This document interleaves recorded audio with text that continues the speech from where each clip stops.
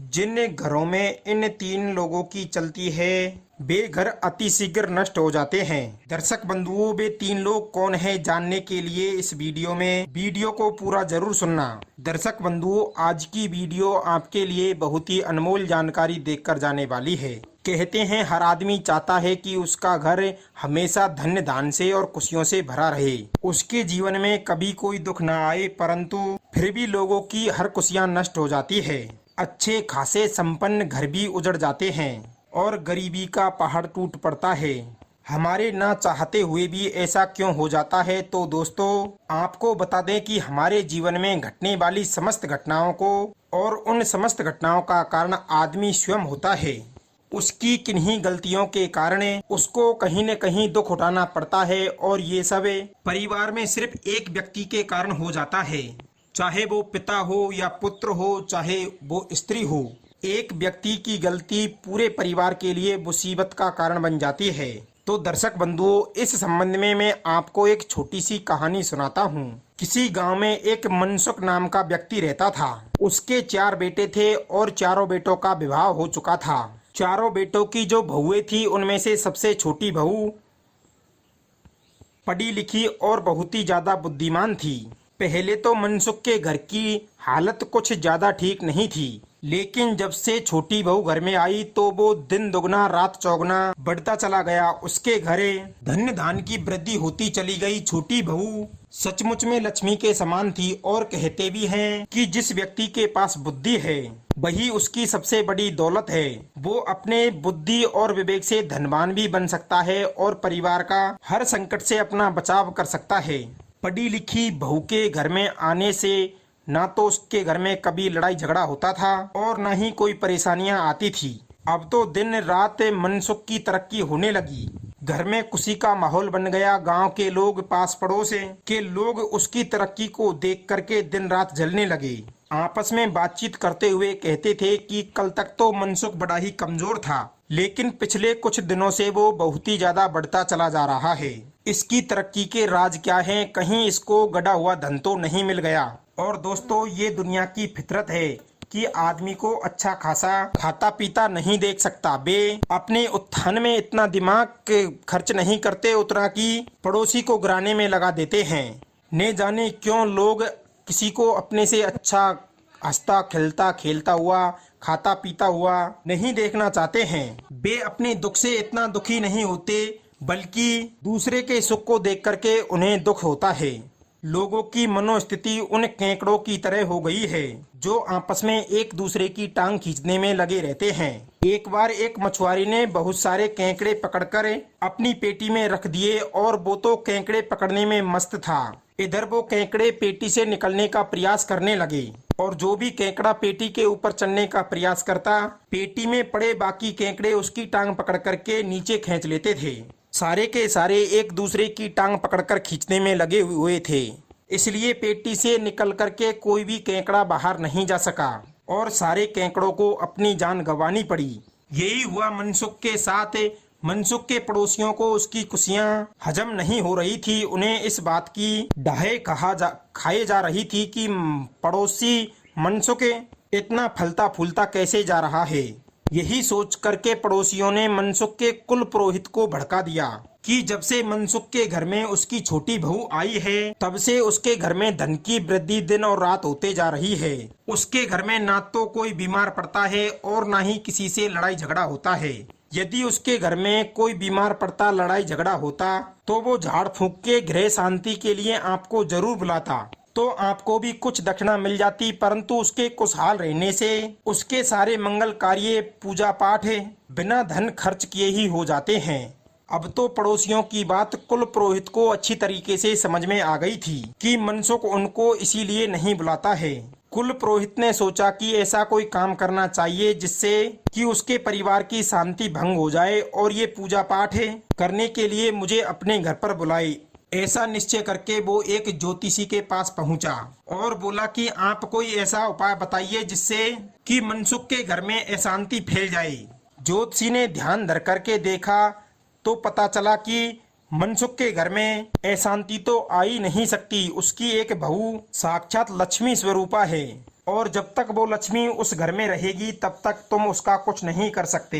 पुरोहित कहने लगे, जब तो मुझ पर रोटी रोजी का संकट आ जाएगा, क्योंकि कहते हैं चोर अपनी जीविका चलाता है असावधान व्यक्ति से, वैद्य अपनी आजीविका चलाता है रोगी से, मतवाली स्त्रियां अपनी आजीविका चलाती है कामी पुरुषों से, राजा अपनी जीविका चलाता है झगड़ने वालों से, और विद्वान अपनी आजीविका चलाते हैं मूर्ख व्यक्तियों से। उसी तरह पुरोहित अपनी आजीविका चलाता है यजमानों से।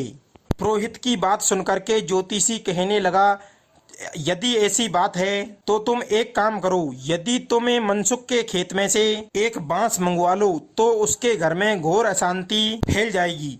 यह सुनकर के पुरोहित तुरंत मनसुख के घर पर जा पहुँचे। पुरोहित ने अपनी जरूरत की बातें कह करके मनसुख से एक हरा बांस मांग लिया। मनसुख पुरोहित की बात को भला कहाँ टाल सकता था।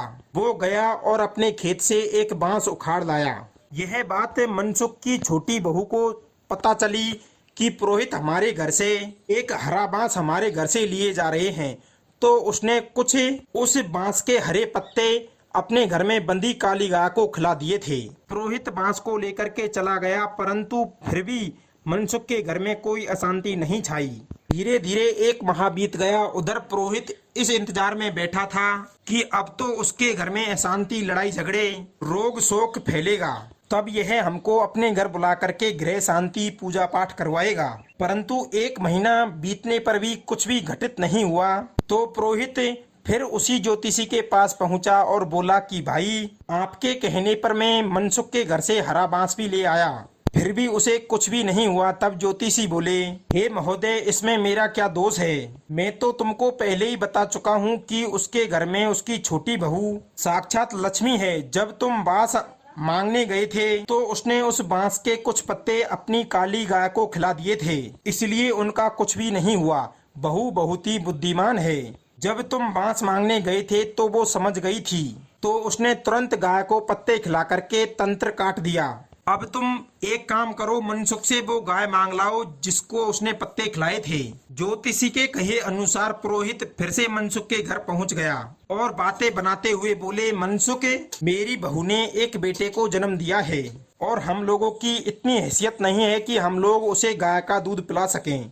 अगर आप कुछ मेहरबानी करके अपनी काली गाय कुछ दिनों के लिए हमको दे दो तो आपकी बड़ी कृपा होगी।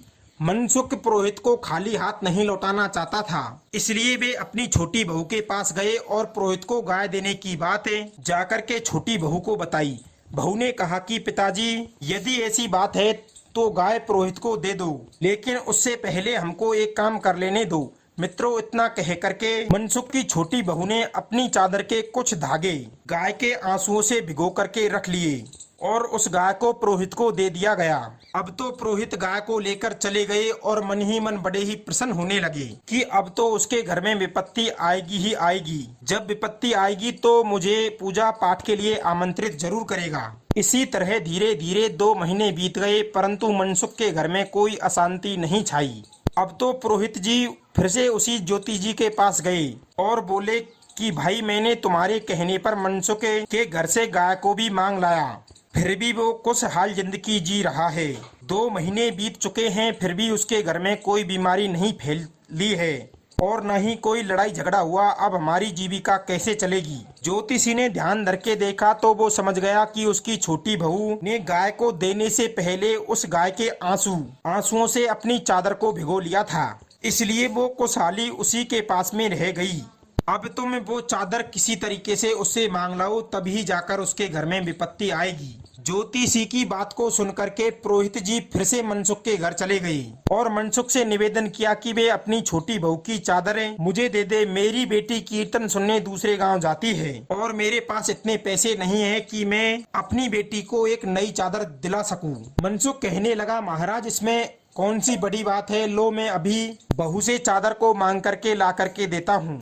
इतना कह करके मनसुख बहू से चादर मांगने के लिए चला गया। बहू बड़ी समझदार थी, उसने चादर को देने से पहले चादर के वही धागे काट करके निगल लिए थे कि जो उन्होंने गाय के आंसुओं से भिगोए थे, और फिर उस चादर को ले जाकर के पुरोहित को दे दिया। पुरोहित चादर को लेकर के घर पर पहुंचे और मनसुख के घर में विपत्ति आने का इंतजार करने लगे। अब तो इंतजार ही इंतजार में 2 महीने बीत चुके थे, मगर उसको ऐसी कोई खबर सुनने को नहीं मिली कि मनसुख के घर में कोई बीमार पड़ जाता, कि कोई झगड़ा हुआ हो।